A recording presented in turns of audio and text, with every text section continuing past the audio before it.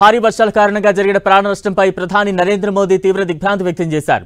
క్లిష్ట సమయంలో నేపాల్కు భారత్ అండగా ఉంటుందని మోదీ ట్వీట్ చేశారు. మిత్రదేశమైన నేపాల్ సాయం అందించడానికి భారత్ కట్టుబడి ఉందన్నారు ప్రధాని మోదీ. గత 2 రోజులుగా కురుస్తున్న కుంభవృష్టి వర్షాలకు నేపాల్ అతలాకుతలమవుతోంది. భారీ వర్షాల కారణంగా ఆకస్మిక వరదలు సంభవించాయి. పలు చోట్ల కొండచెరలు విరిగిపడ్డాయి. వంతెనలు కొట్టుకుపోయాయి. వర్షాల కారణంగా మృతి చెందిన వారి సంఖ్య 49కి చేరింది.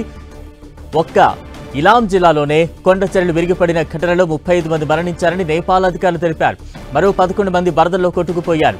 గల్లంతైన వారి కోసం సహాయక చర్యలు కొనసాగుతున్నాయని నేపాల్ జాతీయ విపత్తు సంస్థ తెలిపింది.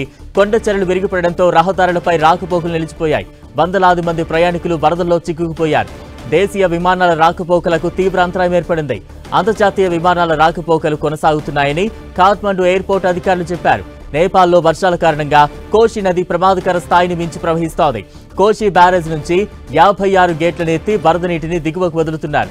సోమవారం కూడా వర్షాలు కురిసే అవకాశం ఉందని వాతావరణ శాఖ హెచ్చరికలతో అధికారులు అప్రమత్తమయ్యారు.